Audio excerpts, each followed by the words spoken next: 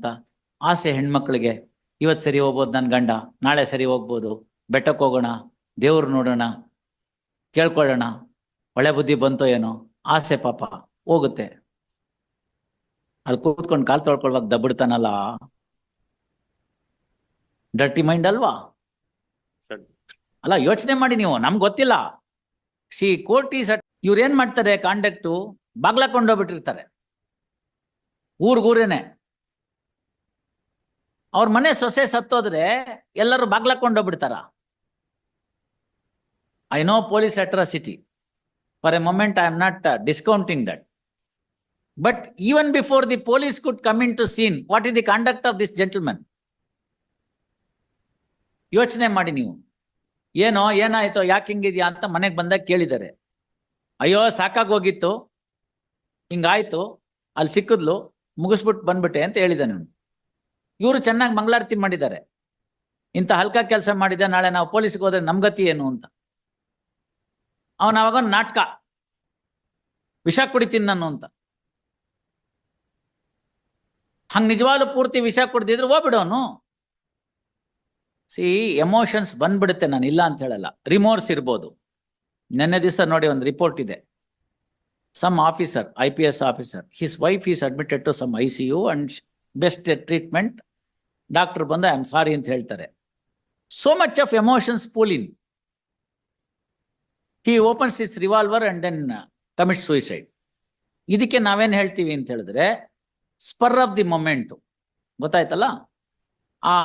ಯಾರು ಕೃತ್ಯ ಮಾಡಿಬಿಡ್ತಾನೆ, ಅವನು ಮಾಡುವಾಗ ಅವನಿಗೊಂದು ಉದ್ರೇಕ ಇರುತ್ತೆ.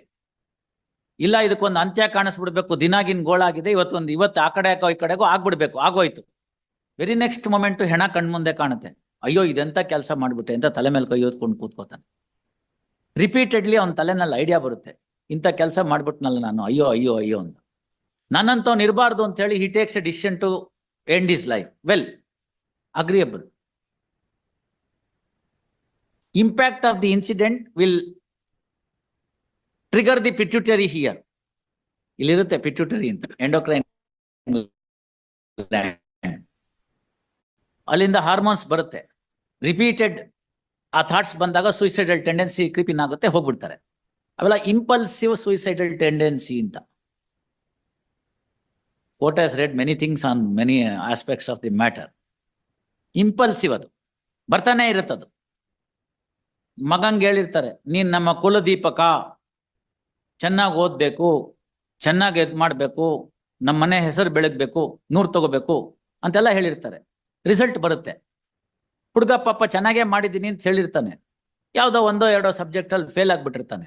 ಮಾರ್ಕ್ಸ್ ಕಾರ್ಡ್ ನೋಡ್ತಾನೆ, ಮನೆಗೆ ಬರ್ತಾನೆ, ಅದೆಲ್ಲ ನೆನೆಸ್ಕೋತಾನೆ, ಕುಲದೀಪಕ ಅದು ಇದು ಅಂತೆಲ್ಲ.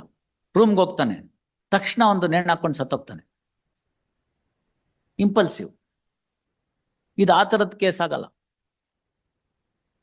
Engineered crime.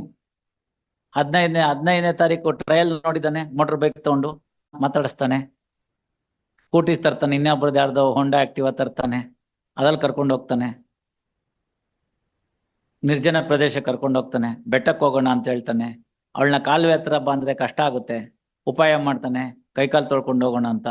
ಆಸೆ ಹೆಣ್ಮಕ್ಳಿಗೆ, ಇವತ್ತು ಸರಿ ಹೋಗ್ಬೋದು ನನ್ನ ಗಂಡ, ನಾಳೆ ಸರಿ ಹೋಗ್ಬೋದು, ಬೆಟ್ಟಕ್ಕೆ ಹೋಗೋಣ, ದೇವ್ರು ನೋಡೋಣ, ಕೇಳ್ಕೊಳ್ಳೋಣ, ಒಳ್ಳೆ ಬುದ್ಧಿ ಬಂತೋ ಏನೋ, ಆಸೆ ಪಾಪ ಹೋಗುತ್ತೆ. ಅಲ್ಲಿ ಕೂತ್ಕೊಂಡು ಕಾಲು ತೊಳ್ಕೊಳ್ವಾಗ ದಬ್ಬಿಡ್ತಾನಲ್ಲ, ಡರ್ಟಿ ಮೈಂಡ್ ಅಲ್ವಾ? ಅಲ್ಲ, ಯೋಚನೆ ಮಾಡಿ ನೀವು, ನಮ್ಗೆ ಗೊತ್ತಿಲ್ಲ. Court is at this time is required to reconstruct the crime scene and step into the shoes and then see circumstantial evidence. Recovery of a dead body at the instance of the accused. ಆಯ್ತಲ್ಲ, ಅದು ಸಿಗ್ದಲ್ನೇ ಇತ್ತು ಅಂತ ಇಟ್ಕೊಳ್ಳಿ, ಅರಿಯೋ ನೀರಲ್ಲಿ ಹೋಗ್ಬಿಡ್ತಿತ್ತು ಅಂತ ಇಟ್ಕೊಳ್ಳಿ. It was a case of corpus delicti ಅಂತ, ಇನ್ಕಂಪ್ಲೀಟ್ ಕ್ರೈಮ್ ಅಂತ. ತುಂಬಾ ಜನ ಹೇಳ್ತಾರೆ non tracing of the dead body is the corpus delicti ಅಂತ. ನೋ, ದಟ್ ಈಸ್ ಪಾರ್ಟ್ ಅಷ್ಟೇನೆ. Corpus delicti actually means an incomplete crime ಅಂತ. ಅವರು ಬದುಕಿದಾರೋ ಸತ್ತಿದಾರೋ ಏನ್ guarantee? had an occasion to deal with that one such case. Charge was that ಯಾರಿಗೋ ಒಬ್ಬ ಡಾಕ್ಟರ್ಗೆ ಮದುವೆ ಮಾಡಿಕೊಟ್ಟಿರ್ತಾರೆ ತಂಗಿನ, ಅಕ್ಯೂಸ್ಟ್ ತಂಗಿನ. ಅವನು ಇದೇ ಥರ ಬ್ರೈಡ್ ಬರ್ನಿಂಗು 304B ಆಗುತ್ತೆ, ಕೇಸ್ ಅಕ್ವಿಟ್ ಆಗ್ಬಿಡುತ್ತೆ. So this brother wanted to take revenge. ಅವನ ಎಲ್ಲೋ ಕ್ಲಿನಿಕಲ್ಲಿ ಇರ್ತಾನೆ, ಯಾರಿಗೋ ಹುಷಾರಿಲ್ಲ ಅಂತ ಬೇರೆ ಯಾರನ್ನ ಕರೆಸ್ಬಿಟ್ಟು ಒಂದು ಮೋಟರ್ ಬೈಕ್ ಮೇಲೆ ಬನ್ನಿ ಡಾಕ್ಟ್ರೆ ಅಂತ ಕರ್ಕೊಂಡು ಹೋಗ್ತಾರೆ. ಅವನ ಪಾಪ ಕ್ಲಿನಿಕ್ ಬಿಟ್ಬಿಟ್ಟು ಪಕ್ಕದಲ್ಲಿರೋ ಮೆಡಿಕಲ್ ಸ್ಟೋರ್ಗೆ ಹೇಳ್ಬಿಟ್ಟು ನೋಡ್ಕೊತಾ ಇರು ಬರ್ತೀನಿ, ಯಾರೋ ಪೇಷಂಟ್ ಇದೆ ಅಂತ ಕಿಟ್ ತೊಗೊಂಡು ಹೋಗ್ತಾನೆ. ಈ ಹುಡುಗ ಯಾರು ಇವನ್ ಫ್ರೆಂಡು ಇರ್ತಾನೆ, ಅಕ್ಯೂಸ್ಡ್ ಫ್ರೆಂಡು, ಅವ್ನು ಕರ್ಕೊಂಬರೋದಷ್ಟೇ ಅವ್ನ ಕೆಲಸ. ಕರ್ಕೊಂಬಂದ್ರೆ ಅವನೊಂದು ಕಾರ್ ಹತ್ರ ಕರ್ಕೊಂಬರ್ತಾನೆ, ಅಲ್ಲಿ ಇವನು ಇರ್ತಾನೆ. ಅವನಲ್ಲಿ ಕೂಡಿಸ್ತಾರೆ, ಕೂಡಿಸಿದ ತಕ್ಷಣ ಬಿಗಿದು ಬಿಡ್ತಾರೆ, ಸ್ಟ್ರಾಂಗ್ಯುಲೇಟ್ ಮಾಡ್ಬಿಟ್ಟು ಅವ್ನು ಸಾಯಿಸ್ಬಿಟ್ಟು ತೊಗೊಂಡೋಗಿ ಫ್ಲೋಯಿಂಗ್ ವಾಟರ್ನಲ್ಲಿ ಯಾವುದೋ ಡ್ಯಾಮಲ್ಲಿ ಬಿಸಾಕ್ಬಿಡ್ತಾರೆ, ಯಾದಗಿರಿನಲ್ಲಿ. ಇದಕ್ಕೆಲ್ಲ ಪಾಲ್ಗೊಂಡಿದ್ದಂತ ಒಬ್ಬ ಹುಡುಗ ನಾಳೆ ನನ್ನ ತಲೆ ಮೇಲೆ ಬರಬಾರ್ದು ಅಂತ ಇದೆಲ್ಲ ಮೊಬೈಲಲ್ಲಿ ರೆಕಾರ್ಡ್ ಮಾಡ್ಕೊಂಡಿರ್ತಾನೆ. ಇನ್ನು ಕೀಪ್ಯಾಡ್ ಮೊಬೈಲ್ ಇದ್ದಿದ್ದ ಕಾಲದಲ್ಲಿ. ಟ್ರಯಲ್ ನನ್ನ ಮುಂದೆ ನಡೀಲಿಲ್ಲ, ಬೇರೆಯವ್ರ ಮುಂದೆ ನಡೆದಿತ್ತು, ಆ ಕೋರ್ಟ್ಗೆ ಹೋದೆ, ಎಲ್ಲ ಹಾಸ್ಟೈಲ್ ಆಗ್ಬಿಟ್ಟಿದ್ದಾರೆ. ಅವರಪ್ಪ ಕಂಪ್ಲೇನೆಂಟು, ಡಾಕ್ಟರ್ ಅಪ್ಪ ಕಂಪ್ಲೇನೆಂಟು, ಅವನು ಹಾಸ್ಟೈಲು. ಅವನೇನ್ ಹೇಳ್ತಾನೆ ಗೊತ್ತಾ, ಕೋರ್ಟ್ಗೆ ಬಂದು ಕೊಟ್ಟಿದ್ದೆ ಕಂಪ್ಲೇಂಟು, ನಮ್ ನೆಂಟ್ರು ಹೇಳಿದ್ರು ಬೆಂಗಳೂರಿನಲ್ಲಿ MG ರೋಡಲ್ಲಿ ನನ್ನ ಮಗನ್ ನೋಡಿದ್ರಂತೆ ಅಂತ.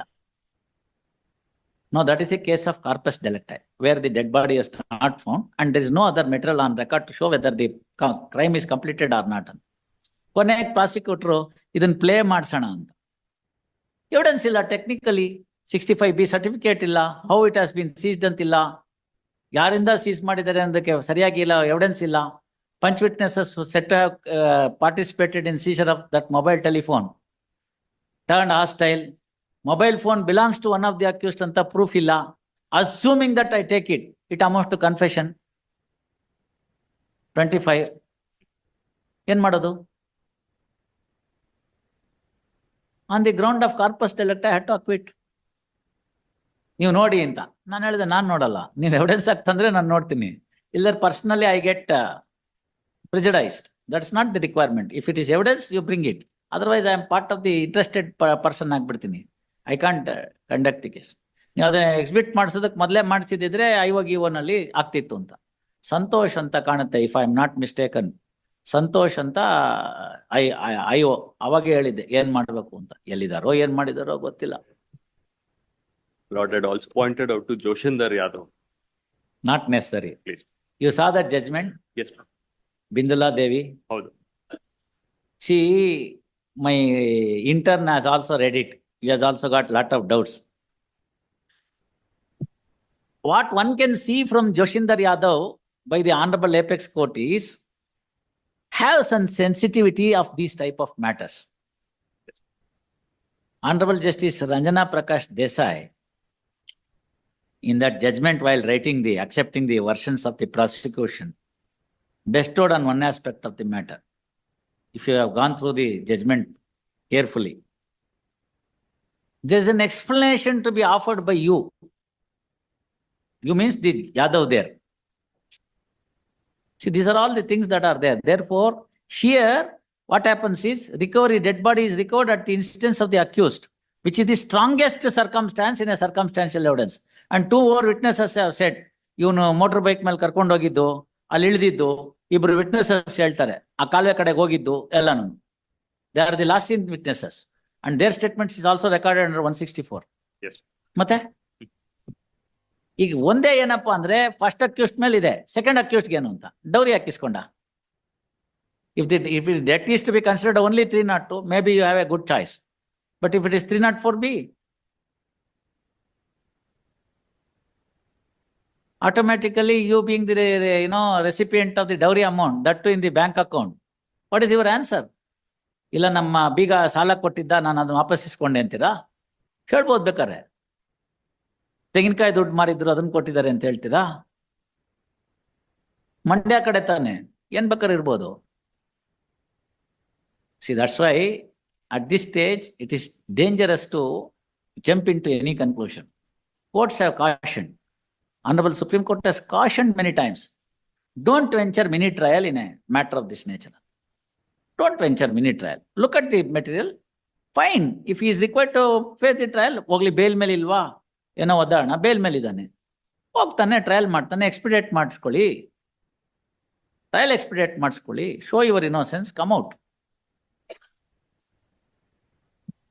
That's it.